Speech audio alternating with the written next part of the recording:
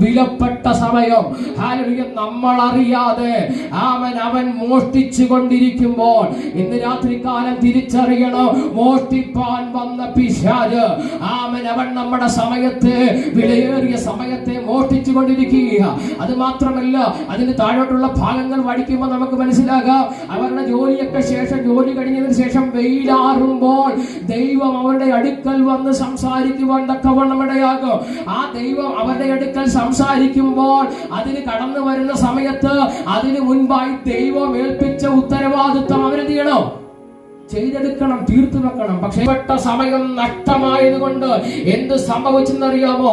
രണ്ടാമത്തെ പദം പറയുക, അവൻ ഹല്ലേലൂയ മോഷ്ടിക്കുക മാത്രമല്ല, അവൻ അറുക്കുവാൻ തുടങ്ങി. Hallelujah, amen, praise the Lord. പിശാച് കടന്നു വരുന്നത് മോഷ്ടിക്കുവാനാ. ഹവ്വയുടെ സമയത്തെ മോഷ്ടിച്ചെടുത്തവൻ അടുത്ത തലത്തിലേക്ക്